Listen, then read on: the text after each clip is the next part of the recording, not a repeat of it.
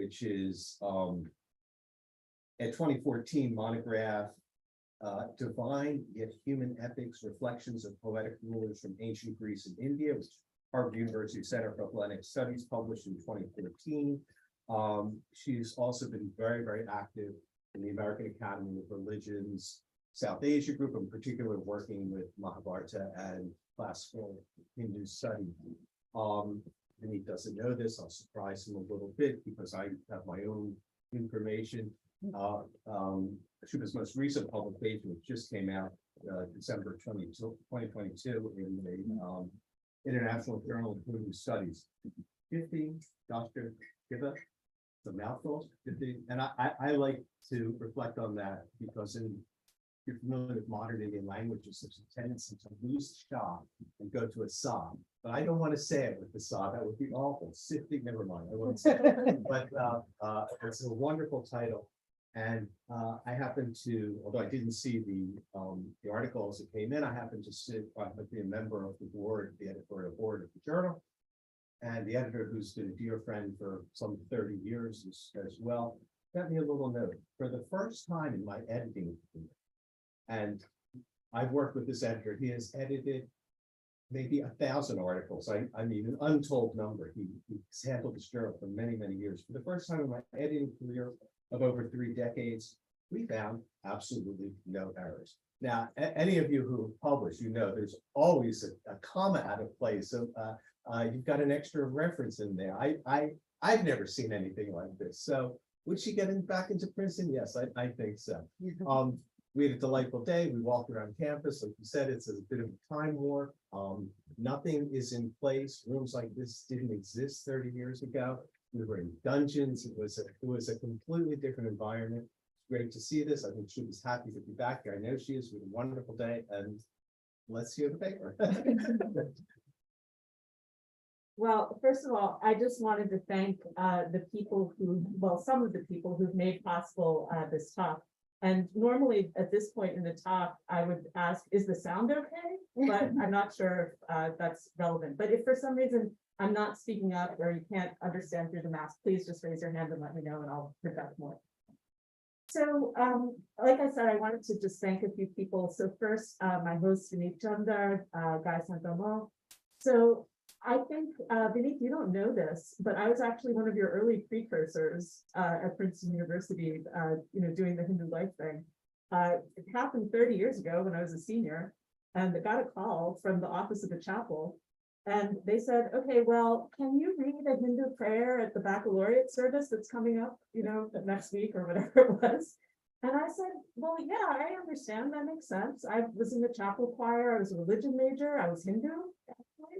And so I did read this prayer in translation, and I was happy to do so, proud to do so. Gary Trudeau of Doonesbury fame was the one who gave the speech, the actual service speech. So I don't know if anyone was really paying attention to the prayer. But the point is that in my years since then, I've come to realize that it is incredibly important that someone actually be in that role who is trained for the job and takes it with responsibility. Has a sense of responsibility and care to the community in which they serve. And I'm so grateful that Princeton actually has someone who's qualified to do this work. So thank you.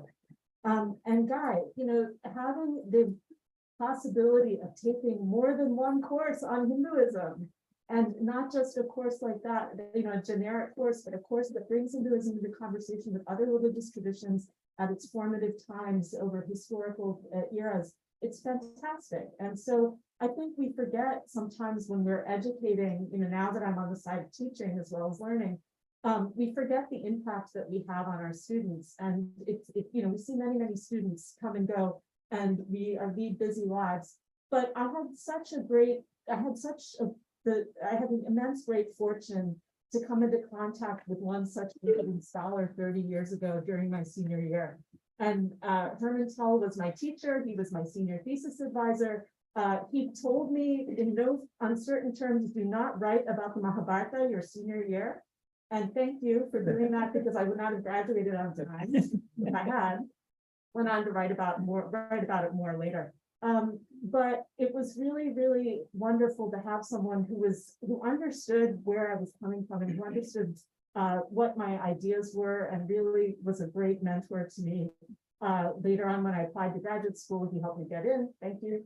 I cannot tell you how much I value our friendship, and I'm just so I'm so grateful that we have this time together today. Okay, thank you all for coming out today for this particular talk, taking time out of your busy evenings.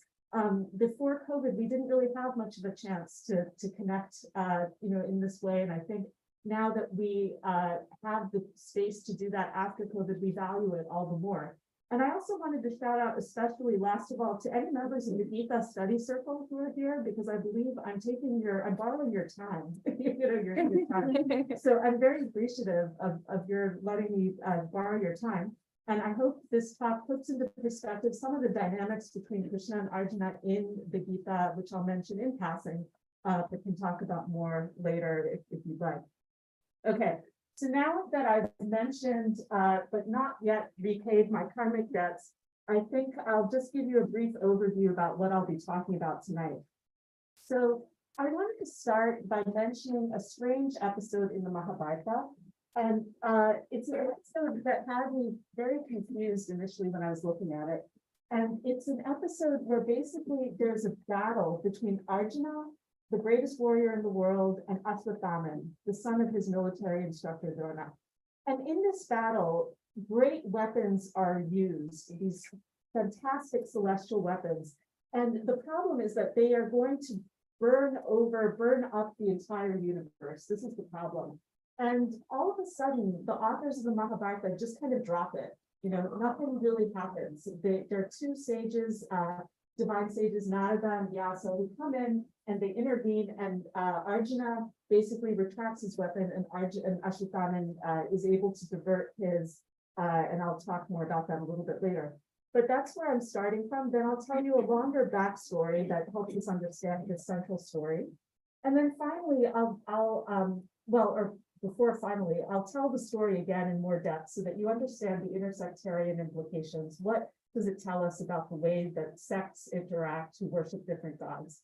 And then finally end on the forestory, so the part leading up after the story that I think helps us understand the story better. It helps us understand why the authors took the trouble to pit these figures against each other when they were not actually going to fight, to the fullest extent possible. So let me go ahead and begin with the epic battle that wasn't. So this is the battle between Arjuna and Ashwatthama.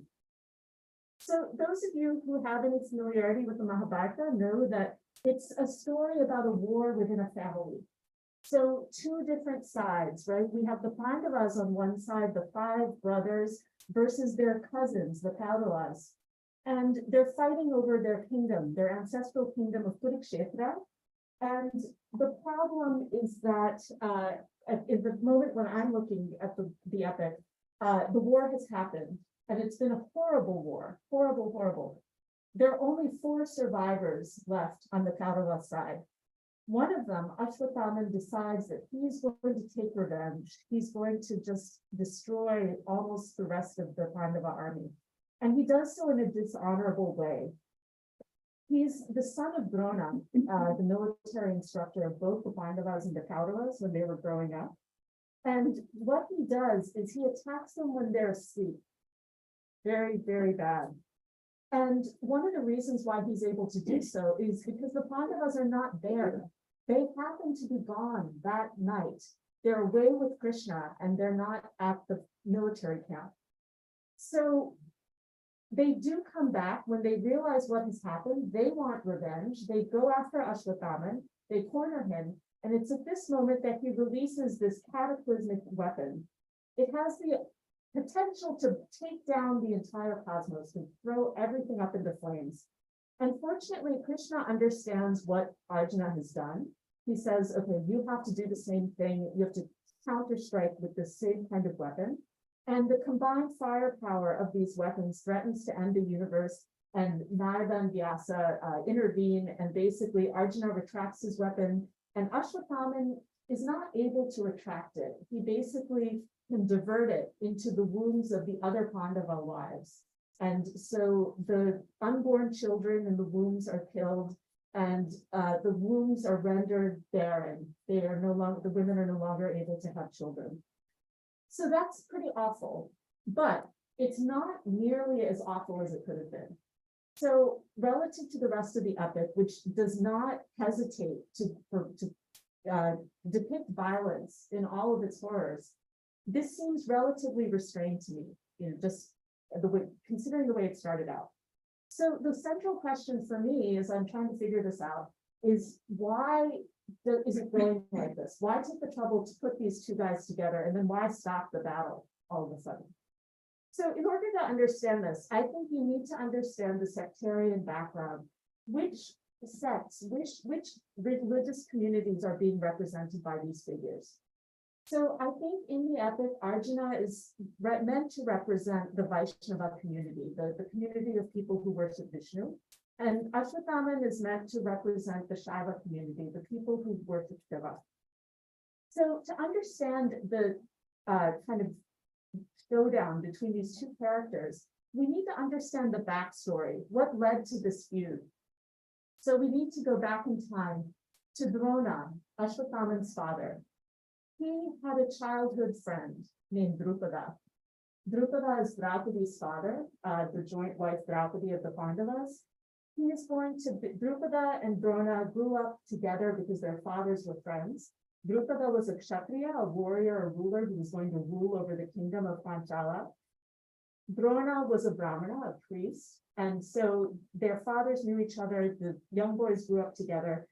But as you might expect, when Drupada ascended the throne, there was a division, a rift in the friendship, because he had new responsibilities. Drona decides to leave and acquire a wife, become a family man. He has a son, Ashwatthama. And another thing that he does is he acquires wonderful knowledge of great weapons, all kinds of weapons. And so then he comes back to the kingdom. He goes to Drupada and he says, look, I have so much to offer you. Let's, you're my friend. I can do so much good for you. Let's just pick up where we left off. Drupada says, no, you don't have anything that I want.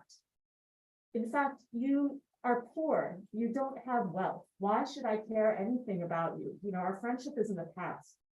Drona is upset. He's furious. He takes his weapons and goes to the kingdom of Kurukshetra.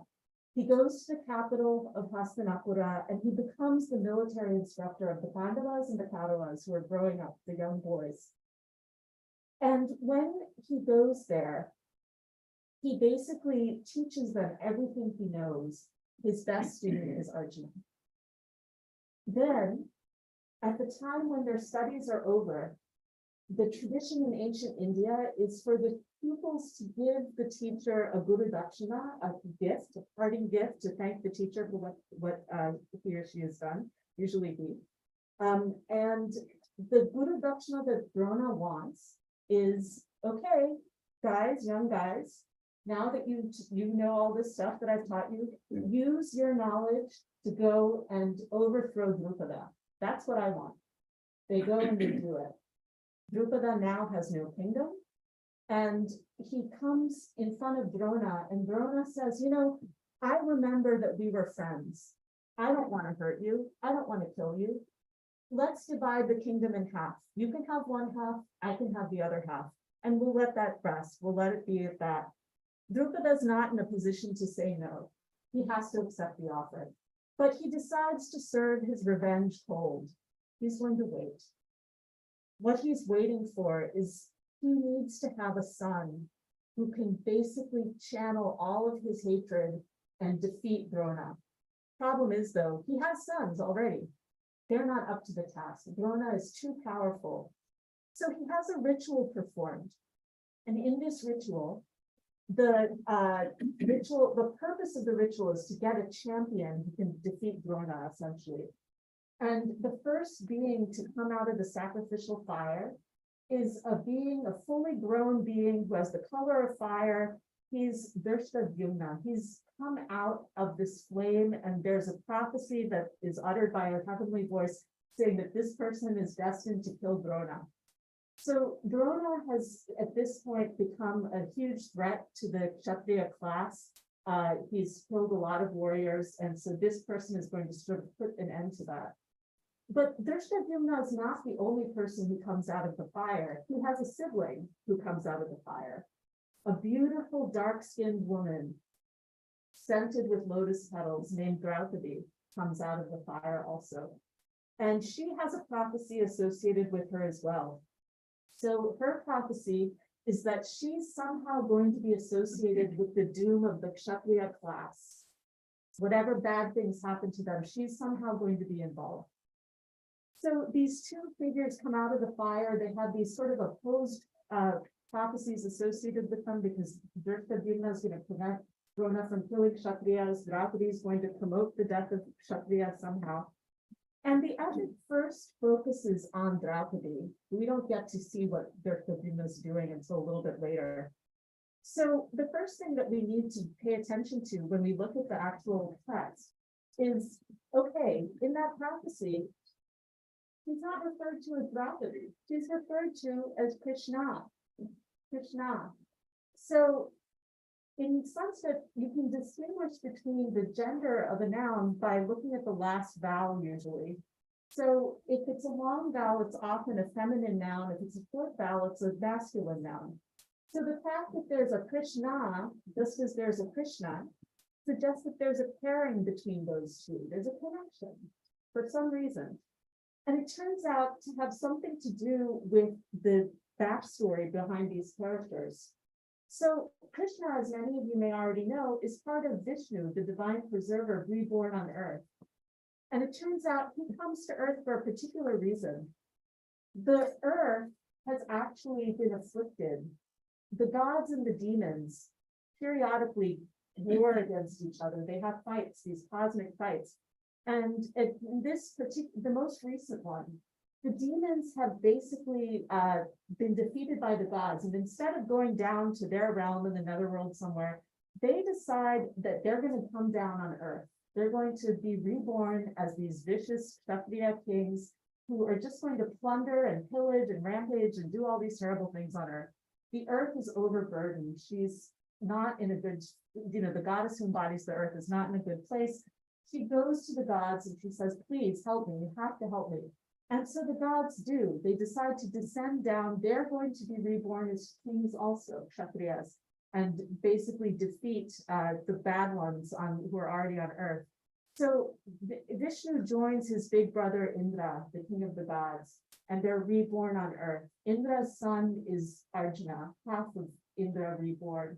Krishna is part of Vishnu reborn. And so Vishnu and Indra have become, they've gone through rebirth and have become Krishna and Arjuna on earth. So both Krishna and Arjuna are associated with the beginning and the end of the war in some sense. We know this from the Bhagavad Gita, for example. In the Bhagavad Gita, when we start out, Arjuna has this crisis. He sees his relatives in front of him, his friends, his mentors, his teachers. How can I go into war, Krishna, against these people? Krishna says, it's your duty. It's your duty. And moreover, this is not really, this situation is not the ultimate reality. And we'll talk more about that a bit later. But in any case, Draupadi too is also associated with the beginning and ending of the war. And she begins her marital life as Arjuna's first and foremost wife. So she basically ends up with Arjuna because her father, Drupada, holds a contest for all the kings of the land to come. And Arjuna is the one who wins her hand in marriage. He has to pick up a bow that's really hard to bend and string it. That's one thing. Then he has to shoot 5 arrows through this bow. From this bow, he has to shoot the arrows through a wheel with a hole in it. It has to somehow go up and hit a golden mark that's suspended in the air. So it's this amazing feat of archery that somehow he accomplishes. And as a result, he marries Draupadi and brings her home. Problem at this point is that the Pandavas are in hiding. The Kauravas want to kill them. So they're in hiding with their mother Kunti. Kunti's at home in their little house. The Pandava brothers come back with Draupadi. And they say, look, Mom, look what we brought. They don't say what they brought. That's all that they say. And she, like a good mother, says, whatever it is, share it among you equally. She comes out, oh no, it's a woman. But the thing is that in this culture, speech acts are very, very important, especially the acts of respected people like mothers and parents and these people. So they have to follow her words. So all of the brothers marry her. And it turns out that Draupadi is actually Lakshmi reborn. She's Vishnu's wife, the goddess of prosperity, reborn on earth. So the Pandava half of the kingdom flourishes. They have great prosperity and success. And Yudhishthira also credits the success to Krishna. So Krishna feels very fond of the Pandavas, very fond of Draupadi. He gives them newlyweds all kinds of gifts, and he continues to be a personal resource for Draupadi. So she has many, many problems in the epic, and she often she confides in Krishna. So even though they're not married in this life, there's some memory somehow of their previous relationship. So what does she have to go through? One thing she has to go through is the fact that she no longer will be the only wife of her husband, Arjuna. After they get married, the Pandava brothers have to decide how to handle a very awkward situation, right? They have to decide, okay, we're all married to the same woman, yet each of us needs to have private time with her. How are we going to figure this out? Well, they decide, and people devise these kinds of solutions. I've heard it happen on college campuses, even like this one, where the roommates have to figure out, okay, how are we going to signal to each other that we are busy? Well, the Pandavas make a pact, and they decide, okay, if any brother comes in and he intrudes on one of his brothers with Draupadi, he has to go away. He has to be punished. He has to go into exile into the forest for a year, develop his ascetic side, his spiritual powers, whatever it is, in the forest for a year for doing this. So Arjuna, unfortunately, is in the unfortunate position of having a Brahmana come up to him, and the Brahmana says, look, Arjuna, my cows have been stolen. So you know all about sacred cows, right, for this tradition. So the Brahmana says, you have to help me. And so Arjuna, being a good Kshatriya, says, yes, I will help you, Brahmana, that's fine. But oh no, wait, the bow is in the room where Yudhishthira and Draupadi are, well, making whatever they're making. And so he goes in, he nonetheless goes in, he gets the bow, and he gets the cows back. But then he realizes, he feels guilty, he goes to Yudhishthira and says, look, Yudhishthira, I'm really sorry, I'll go away for a year. He goes away. You would think it would just be to do this kind of ascetic practice. It turns out to be a love tour. He goes around from place to place and acquires wives. So first thing he does is he goes northeast. So he goes to the gate of the Ganges. So the Ganga's gate is the place where the Ganges River exits from the Himalayas. So he goes there, and as he's bathing in the river, and as he prepares to emerge from the river, all of a sudden he's dragged under into the water. Oh my gosh, what's dragging him under? It turns out it's a beautiful princess, a snake princess named Ulupi. So she's a Naga, and so in the epic, as in some of the other iconographical traditions and visual literary arts, the Nagas are usually portrayed as having half human tops and snake bottoms. That's sort of the way they're visualized. But anyway, Ulupi basically says to Arjuna, Arjuna, I love you. Okay, so you have to make love to me, because if you don't, I'm going to die, because my love for you is not returned. So Arjuna is a very chivalrous type of guy. He says, okay, I can handle that. So he sleeps with Ulupi, and because he still has to go and fulfill his year-long mission to acquire spiritual powers, he leaves her the next morning. Yes.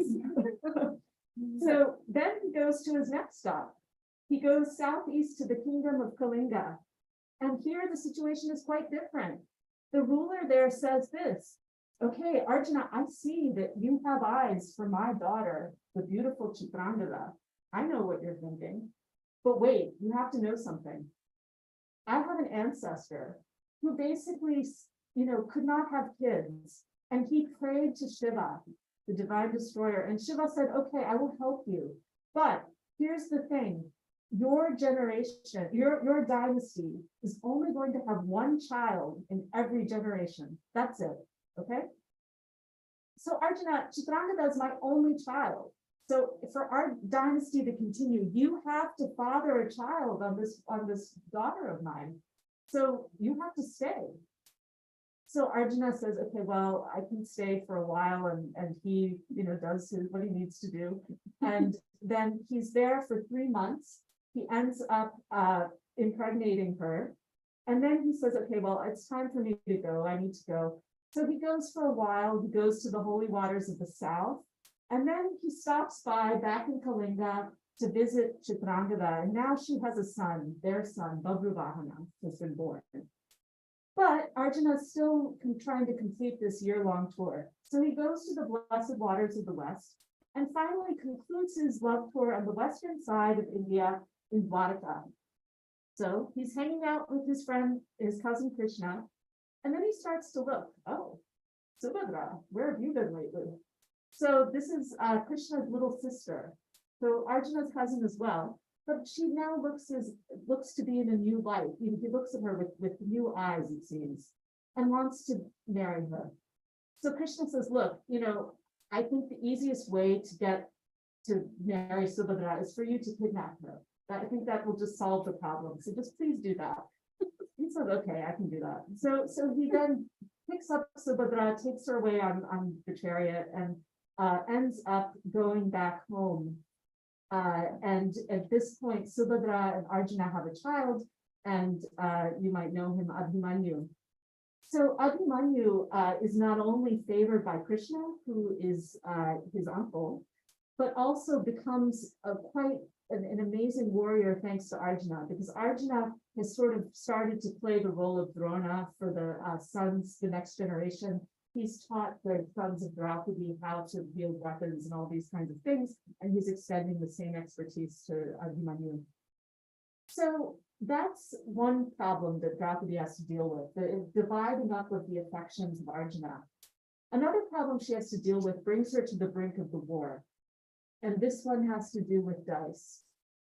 Duryodhana, the eldest of the Kauravas, decides, okay, I don't want any competition when I try to compete for the kingdom of Kurukshetra.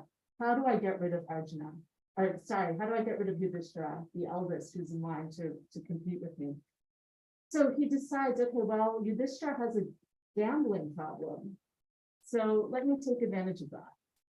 He decides to cheat. He gets somebody to cheat for him, and he ends up swindling Yudhishthira of his kingdom, his freedom. He even gets Draupadi thrown in the deal. And poor Draupadi, she is menstruating at this time. She's brought out in front of everyone, and she's humiliated. And she is really, really upset about this.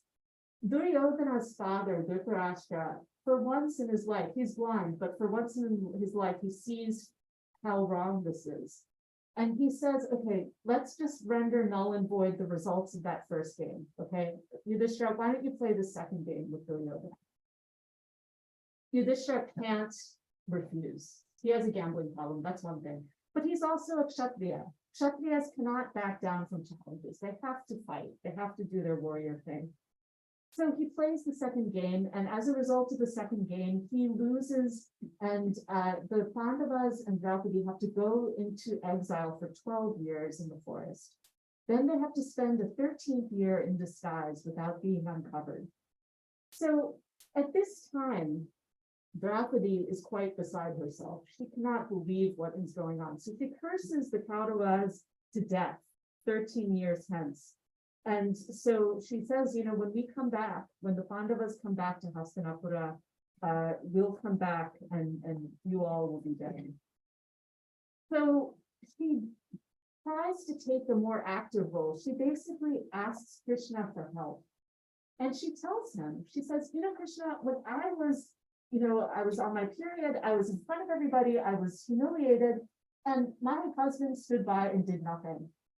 You were the only one, I think, that was actually in my corner. I thought of you. I didn't think of them. I thought of you.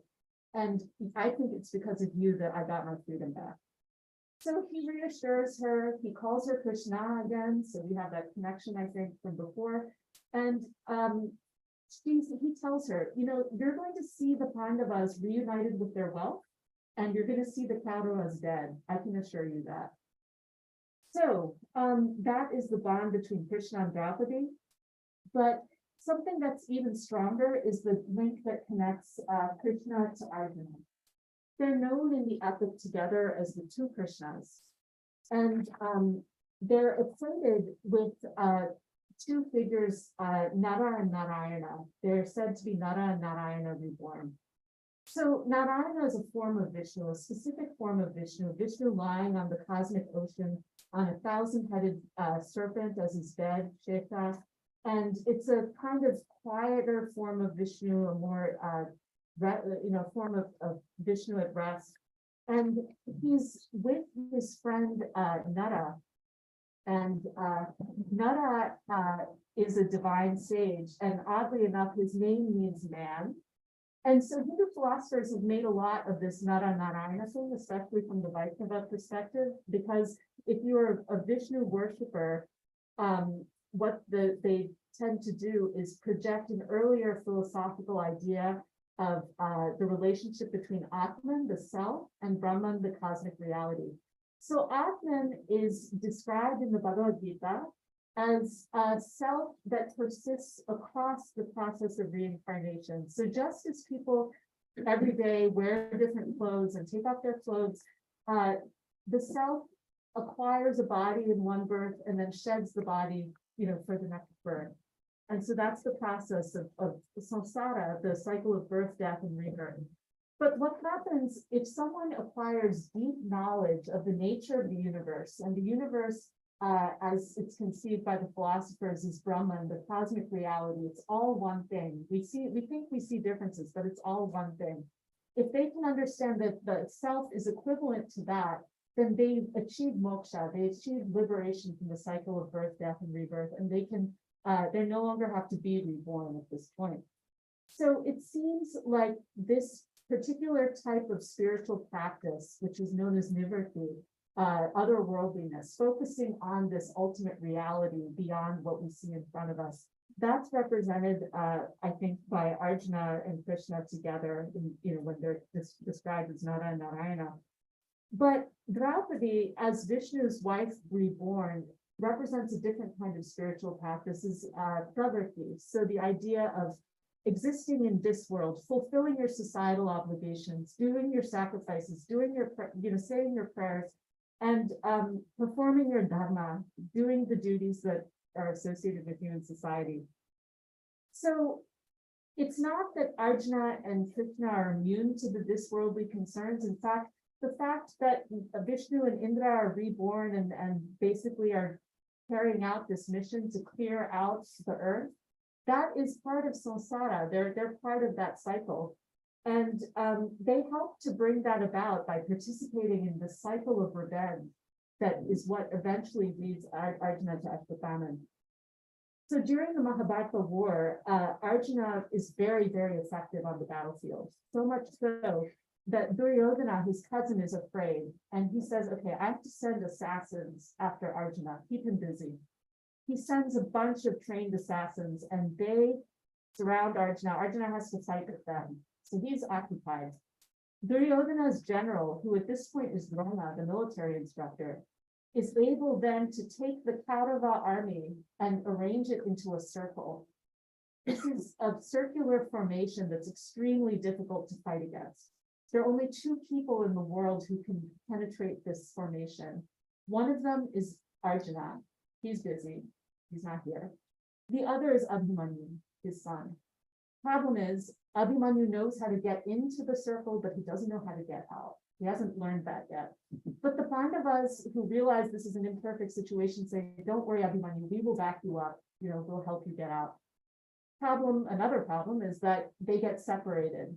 So Abhimanyu ends up in the middle of the circle, surrounded by 6 chariot fighters, including Drona. It doesn't end well. He dies. And Drona, even though he's 85 years old, ends up destroying so much of the Pandava army that Krishna starts to think, okay, well, if I care about the Pandavas, I need to help this side more. So he encourages Yudhishthira to deceive his former instructor by misleading him into thinking that his son Ashwatthama is dead.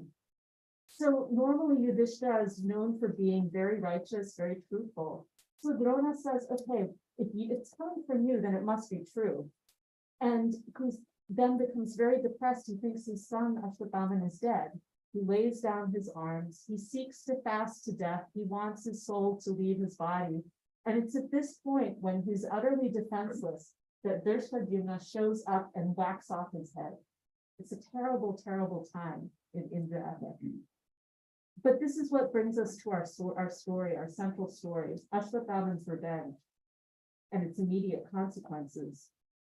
Before he died earlier, Drona told Ashwatthama, only the power of Shiva, the divine destroyer, can counter what Krishna and Arjuna are doing. And it's fitting that he tells Ashwatthama this because Ashwatthama is actually part of Shiva reborn on earth.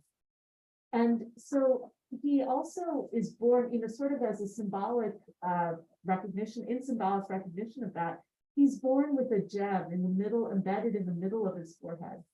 So it seems like there's a kind of resemblance to Shiva's third eye. Shiva is known for being a great yogi, for acquiring all the spiritual knowledge and having the knowledge that's represented by this third eye.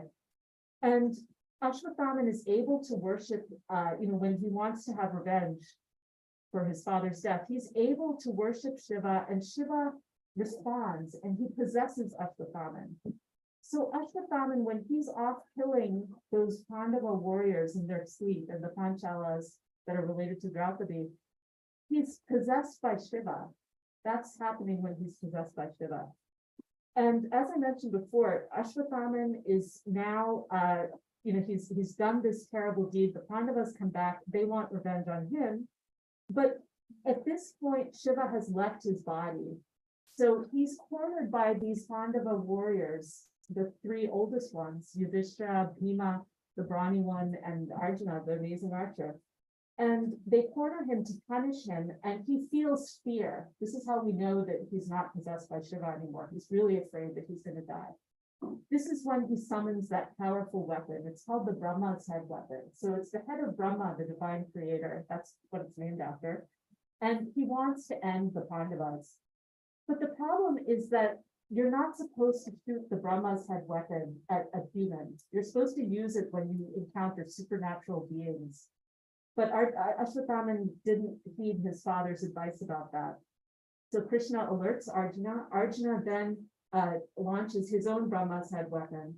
And that's okay because he's just defending himself, basically. And the pair of the weapons start to burn the universe. And this is when we get the intervention of those two divine sages, Narada and Vyasa. Both of them have Vaishnava connections. Narada is the mythological, he's basically the source of the Ramayana. We learn from the Ramayana. He's the one who reveals it to the mythological author Valmiki. Vyasa is the mythological author of the Mahabharata. He's also the grandfather of the Pandavas and the Kauravas. And we also learn later in the Mahabharata that he is actually equivalent to Narayana. He's said to be Narayana in whole or part, both of those ways. So he is somehow identified with Vishnu. And so when Narada and Vyasa present themselves to Arjuna and Ashwatthama and say, stop, you have to stop. Arjuna says, okay, I'll stop. I'll pull back my weapon. I have the strength to do this. I spent that year. I wasn't just making love. I was also acquiring ascetic powers. But Ashwatthama doesn't have that spiritual strength. He tells Vyasa this, and he says, okay, I can only send it all off somewhere. And so he ends up sending it into the wombs of those Pandava women and destroying any of the unborn infants there and the potential for future life. So now to end the fourth story, what happens after this? I think what happens is that any kind of Shaiva opposition that we get is silenced by the text.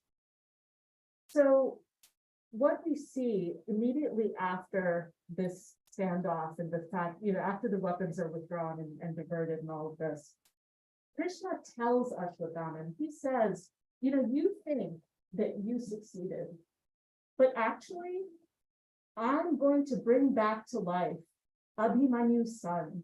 You thought you killed him in the womb, but my great nephew is going to survive. His name is going to be Parikshit. He's going to live on, and he's going to be a great king. He's going to have a son, and the dynasty will continue. So initially, Ashwatthama scoffs at this. He says, there's no way you can do this. So he has this very strong opposition. But then all of a sudden, he says, yeah, you're right. It's a very weird moment in the text where all of a sudden he just pivots like that. And the other thing that happens is he starts to be punished for his deed of basically killing these unborn children. So what happens is that Draupadi goes on a hunger strike. She needs to get her husband's attention, all 5 of them. And she says, I'm not going to eat until you bring justice against Ashwatthama. And they say, okay, so they bring Ashwatthama to her and they say, Draupadi, what should we do to him? She says, okay, you know that gem that he was born with? I want it. Let's take it out. They take out the gem from his head. And it's not just a symbolic reference to Shaivism, I think, to Shiva's third eye, but also it's a gem that confers invulnerability to whoever is, has been born with this. And so Ashwatthama gives it up and he goes off into the forest in shame. The Pandavas, it seems, kind of seal their Vaishnava victory. They revere Krishna, they revere Vyasa, they revere Narada. So, these manifestations of Vishnu, these authors of the Vaishnava epics. And they satisfy Draupadi. They say, look, we've brought him to justice. You don't need to starve yourself anymore. And so Draupadi says, okay, let's take the gem. And Yudhishthira, I want you to honor your teacher, Drona, and his son Ashwatthama, that lineage. Why don't you put the gem, around your head or something, put it in a prominent place where people can see it. She starts eating again. And Ashwatthama suffers the continuing karmic consequences of what he's done. The authors tell us he roams the wilds of the world, the forests and the difficult places to travel. He does it alone. He does it silently, and he does it sick for 3,000 years. That's what he's doing. Then the authors tell us that he's going to continue to be reborn, and it's going to be pretty miserable because he's going to have to go through a lot of non-heavenly rebirths. He's going to have to just suffer as he goes through this cycle of birth, death, and rebirth for quite a while. But there's a very different fate, an ultimate fate that awaits Arjuna. And it happens because it starts happening because Yudhishthira basically starts to make amends. He sends out a horse. He wants to perform a horse sacrifice. In ancient India, the horse sacrifice is usually a way for rulers to gain territory. And so Yudhishthira sends the horse out. The horse has to roam around the world for a year. And Yudhishthira sends his army after the horse. Arjuna is in charge of protecting the horse. Whoever the horse encounters, any kings that come in the path of the horse, have to decide very quickly, okay, am I going to fight this army behind the horse, or am I just going to yield to Yudhishthira? So anyway, Arjuna is protecting the horse. He goes eastward, and he's actually retracing some of the steps of the love tour. He reaches Kalinga and its capital, and it turns out the capital is called Manipura, jeweled fullness. And the king there is Arjuna's son, Babhruvahana, all grown up. Babhruvahana says, Dad, you're here. Well, wonderful. Arjuna says, what's your problem? You're such a loser. I am here with a horse and I want to fight. What kind of kshatriya are you? So then he's, needs a pep talk. So Ulupi, his stepmother, the snake princess, comes up and says, okay, Babhruvahana, you have to get the respect of your father back. The only way you can do this is by fighting him. Okay, do that. So Babhruvahana says, okay. He targets Arjuna's heart with an arrow. He shoots the arrow. Arjuna drops dead. And Babhruvahana faints. He's tired, he's upset. And his mother, Chitrangada, the queen mother, basically now of Kalinga, threatens to fast to death unless Ulupi brings Arjuna back to life. So Ulupi sees Chitrangada, she sees Babhruvahana, these people are fasting and they're mourning Arjuna. And she said, okay, I know a problem. I know a way to solve this problem. Apparently there's a gem that the snakes, the Nagas use to bring one another back to life. She summons it with her mind. The jewel shows up and she tells Badru Vahana, okay, put this on Arjuna's chest. Watch him return to life. And he does. He comes back to life. Now, he has to go though, again, because he leaves these three family members because he's following the horse around the world and he has to do that for Yudhishthira. But he does that and the horse comes back to his ancestral city, Hastinapura. But once again, he retraces his earlier steps. He travels near the Southern Ocean and Dwarka. He also, at the end of his life, is unable to enter heaven in his human body. That's seen as the highest mark of moral perfection for humans. Yudhishthira is able to achieve that, but Arjuna is not. And the reason why Arjuna can't do it is because he made a false promise. He basically said during the war, I will burn up all my enemies in one day. So that was not something he could do. And he doesn't ascend to heaven in his body. Instead, briefly through his spiritual self, he gets a vision of hell. He gets, he sees the terrors of hell and the foul smells and all these things. But fortunately, it's just brief because most of his good acts have been good. And then he experiences heaven. But the way that the authors describe Arjuna in heaven makes it clear that they think he's destined for even greater things. When he's described there, he's described as being radiant, as basically tending to Krishna, but Krishna is described as glowing. And while these two figures are, said to be human-like, they look like humans, Krishna is described as having the body of Brahman, the cosmic reality. So for Vaishnavas, when they imagine Brahman, the cosmic reality, they often think of Brahman as having a face, Vishnu, the face of Vishnu. So it seems that Arjuna is now poised for moksha. We have Nara and Narayana again reunited in heaven, essentially. And the reward, it seems like the teachings of the Gita have come out here because the path of devotion, keeping Krishna close to his heart, that's what that jewel, I think, represents. The fact that he's had Krishna in his heart both before he was killed and after his heart is restarted through the application of that jewel on his chest. So basically, these two different jewels, the head jewel of Ashwatthama, signifying that he's not really great at being a Shaiva, he doesn't attain the same level of spirituality that Shiva does, but Arjuna somehow is able to achieve a level of perfection of love, of divine love, that allows him to achieve liberation. So anyway, those are my thoughts, and so I'm happy to hear more from you.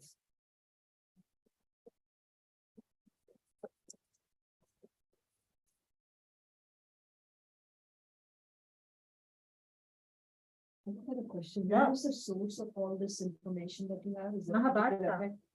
the original? Yeah. Because there are many versions and many. Yeah, so this is the critical edition based on the Sanskrit version, the translation. Vyasa Mahabharata, yeah. So usually, because the Mahabharata is so long, most people, when they study it, start with the English translation and then go into the Sanskrit, to read the passages that are most relevant here. Are there times outside of this episode in the Mahabharata where Shiva is summoned, like for a boon, either like by one of the Pandavas or someone else? Yes. And how is that treatment compare like when you bring in Shiva's in? Yeah, so one of the interesting things about the Mahabharata is it's not uniform. It's mostly Vaishnava authors, but there are authors who have other religious preferences. And so you do see passages where Shiva is glorified. There are those moments. And one such thing actually happens, it's relevant to Draupadi because in her previous life, aside from the Lakshmi connection, there's a tradition that goes that she was apparently the daughter of a sage. And that daughter wants very much to have a husband. So much so that she asks for a husband 5 times. I want a husband, I want a husband, I want a husband, I want a husband. Shiva says, yeah, you will. She said, wait, I don't want, you said 5, you're getting 5. So that I think is sort of connected that he has a role traditionally in the Hindu tradition of basically combating infertility. Even today, people go to temples for that specific purpose. Was so at the end of the war then, was the dynasty continued, but as Krishna said, because of that one child? Krishna's nephew, I think was. Yeah, so basically, so Parikshit is brought back, Krishna brings Parikshit back to life. And then Parikshit has a curse associated with him. He basically is killed by a snake bite. And his son Janamejaya performs a great snake sacrifice. And that's the occasion where the Mahabharata is recited. That's sort of the origin story of the Mahabharata. It's kind of a moment where they're on the edge of exterminating the snakes, but then they stop. Their snakes are saved at the end. So in your expertise or in your perspective, is the Shaiva and Vaishnav sectarianness, is that something that was written into the Mahabharata? Is that something that you're reading out of it? Yeah. What is the relationship of sectarianness and the writing itself? Yeah, so scholars differ on this. Okay. So I'm of the view that sectarianism has pretty early roots. I think the height of sectarianism is from about 200 BCE, when most of the Mahabharata starts to come into being, till 1600 CE. It's that span of time that I think sectarianism is the strongest. But there are scholars who, sometimes people are uncomfortable with reading these kinds of bhakti types of these types of devotional types of things in the Mahabharata text. They think, you're overreading it, you're being influenced by the Puranas, these later texts that are more like the mythological backstories of these gods. So you're projecting a kind of reading onto this that isn't there. But I actually think it's there. I just don't think it's necessary. It's not as overt as it's in the Puranas. So that's probably a matter of scholarly opinion. So I'm sure some people disagree. Can I ask a follow-up question? Sure. If you don't mind. So today's Shaiva traditions and Vaishnava traditions, as they exist contemporarily, Yeah. what often in whatever menial ways that I've studied both, Yeah. I find many resonances between the two, and it's actually been really powerful for me to engage with both. Mhm. What is the place of reading the Mahabharata from a place of non-sectarianness? Is it possible to read it that way? Is it possible to read these stories and have a non-sectarian approach to it? Yes. Okay. I think, in my view, there's no one way to read the Mahabharata. There Right. just isn't. I don't think it's fair to the text. I don't think it's fair to there's so many people who put their work into this text. I don't think you can say that there's only one reading. So I think when I approach these texts, part of it comes from the fact that I grew up as a Vaishnava. So thinking about allowing Shaiva possibilities, I think for me makes it richer. I think, I start to see things like I didn't think of when I grew up with these texts, oh, wait, Shiva's there. He's doing something. What is he doing? That kind of thing. So I think that there are many ways to read it. I don't think anyone has a monopoly on it. And so one of the things that I tell people when I talk about the Mahabharata is that we need everybody's help. It's so big, it's so long. You need, that's what makes it a classic, right? You need many people to understand what this thing means. It's a treasure of humanity, and you need all of humanity to kind of work on it together so that we can understand it. So yeah, I to anyone I would say just go for it, like interpret it. Yeah. So you just cited a year of BCE and CE. Can you Yes. please clarify that again? Yes, I have sure. a follow-up question. Yes, Once no you problem. find that. So, in time, it's the same as BC and AD. The problem with BC and AD is that, actually the problem was with AD, not necessarily with BC. Both of these designations have to do with the life of Christ. So it's not like it's a different time frame. But AD in Latin is Anno Domini, which means in the year of our Lord. why are we bringing a Christian viewpoint into our time scale, when we're not talking about Christian things? So scholars start to develop these other ways of talking about the same time periods. So it's still sort of, it's still centered on Christ, so that, is its own issue, but it's a little bit hard to get around that because of the history of Christianity in the West. But at least if we say before the Common Era and the Common Era, we're not assuming that Christ is the Lord for everybody. So how many years is that? How many years? How many years does that span? So the sectarianism from 200 BCE to 1600 CE is 1800 years. 1800 years. So how many years ago was that from today?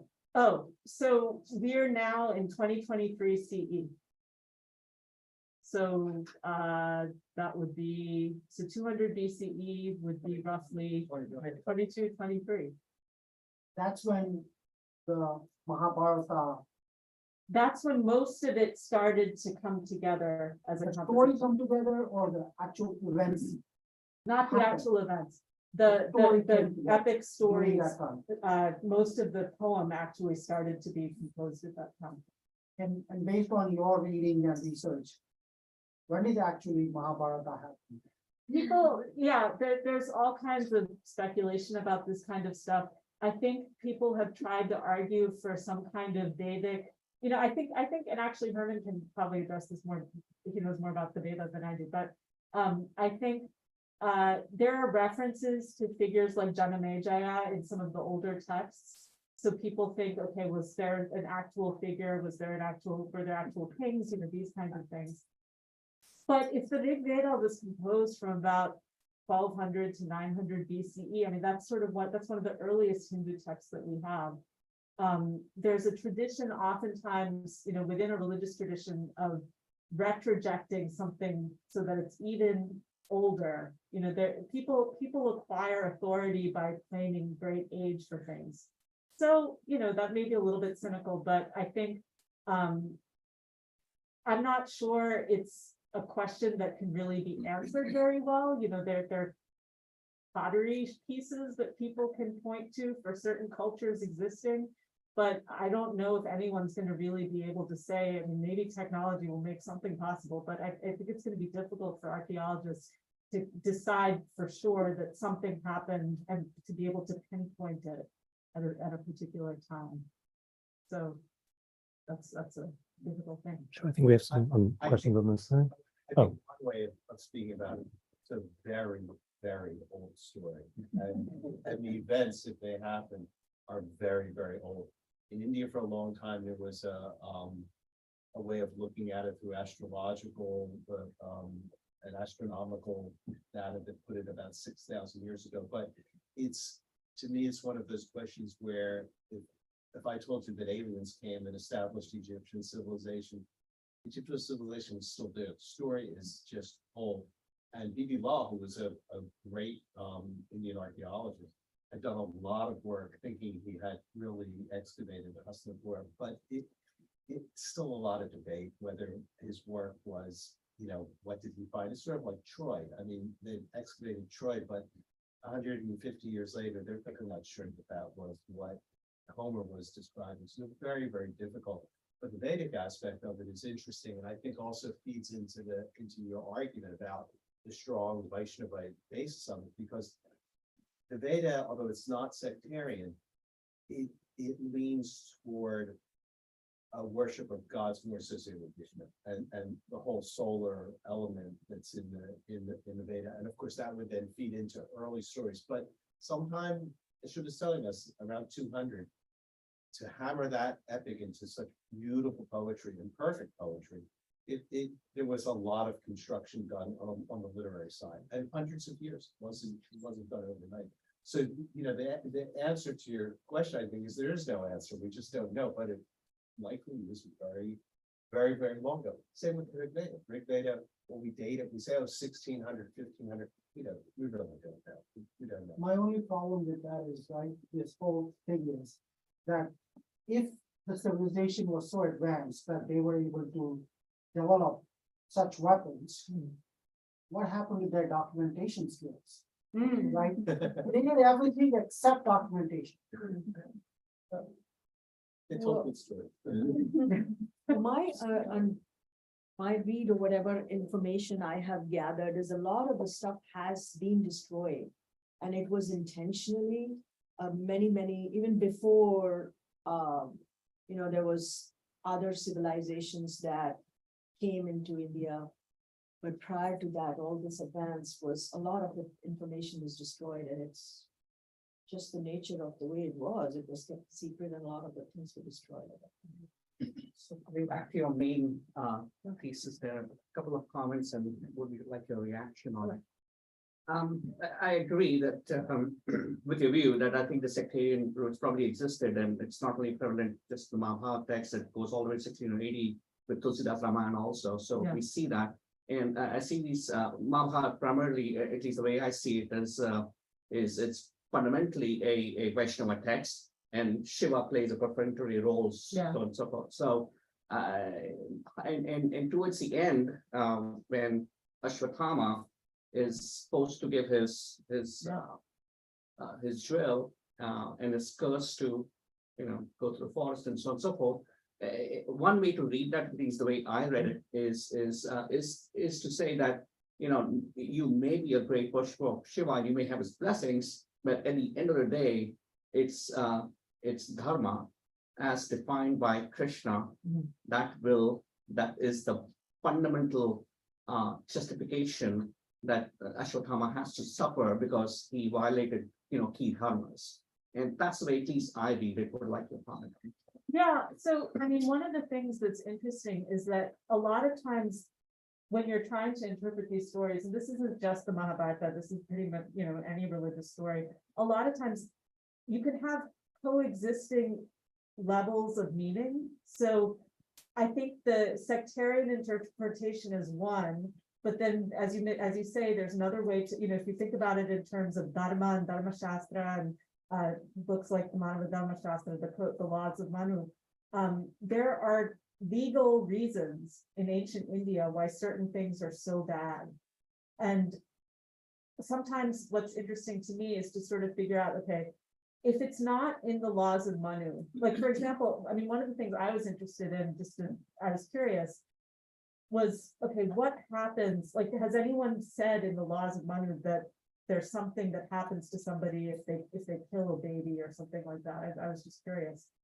And there is stuff referring to people who perform abortions and things like that, but it's sort of in passing. It's not like there's not one punishment that's supposed to emerge or something like that. So it seems to me like one way to look at the epic might be as a way to sort of elaborate and provide another way to understand some of the basic teachings of the Dharma Shastra, and to sort of say, okay, these are the rules.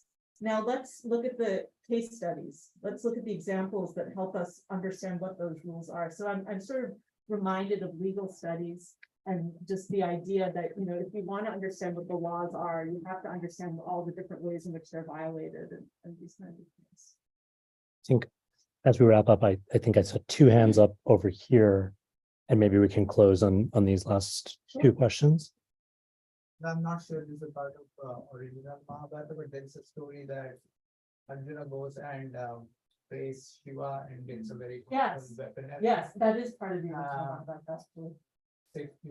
That's part of original Mahabharata. Where does this kind of feature in the sectarianism, and what is the significance of this? Is it something because most of the stories Arjuna features as a majority Vaishnava following person, but this stands out. What's the significance and how does it feature in the sector? Yeah, so one of the things I think that's interesting about the way that Shiva operates in the Mahabharata is oftentimes he is playing a kind of supportive role to what's happening with the Vaishnava plot. Like there are passages that glorify him, and those seem to be Shiva passages. But a lot of times he comes in and it seems like he's sort of aiding the Vaishnava purpose, whatever it is at the time. So at that moment, Arjuna needs weapons. He needs to have special weapons. And Shiva wants to test him, so he takes the disguise of a hunter and he fights against Arjuna. Now, what's interesting is that scholars have read that as an initiation type of thing. So they see that passage and they say, well, actually, what's happening here is a process of instruction, of education, and we see a kind of passing down of knowledge from teacher to student, and so there are interesting ways of reading that episode.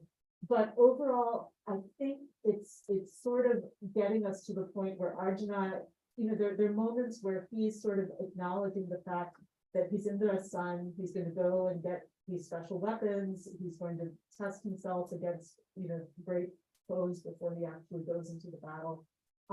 So I think it's sort of part of the stuff that makes Arjuna who he is. It's sort of, his coming of age in a way. So I think that's sort of one way to read it. There are others, but that's one way, I think. And I guess we sort of partially address this quite previously, but there were like the notes of Mahabharata. One of the things that at least has stood out to me compared to other major epics, within the Hindu tradition is that there are a lot of times when sort of like lines between at least what we would conceive sort of like living people are a little bit blurry. And so when Ashwatthama, when he commits this, act that I think it's pretty clearly something that's he's violating his dharma and he's screwing himself over big time. And the fate he's given, I find is really interesting that he's denied death for 3,000 years, and it basically will take him, as you said, a very, very long time before he can get back to a stage where he can start to, remove sort of like the karmic dirt that he's accrued through his actions. I guess is there any particular, aside from sort of, having acting as a case study, I guess, for the volume to provide a little more clarity, are there any particular reasons why sort of Ashwatthama is given this sort of particular action that's sort of heavily focused on? And I guess other common ways in which sort of you see this kind of gravity or something. Yeah, I haven't researched this myself, but others have researched. There's some kind of connection between Vyasa and Ashwatthama. And apparently in South India, I think David Shulman has written about this. So the idea is that just as, I don't know if any of you are familiar with the story in the Ramayana about how Hanuman will live as long as the story of Rama is told. He's such a faithful devotee, this monkey hero Hanuman. But a similar kind of parallel tradition apparently exists, I think, maybe in Tamil Nadu or somewhere in the south. And Ashwatthama is that figure who's going to persistently be alive when the story of the Mahabharata is told. So I think some people link to that, but it's not something that I see explicitly yet in the time. It's possible there's stuff there that I haven't seen yet, but I haven't seen sort of the direct connection yet. But something happens later on, at least, if not already in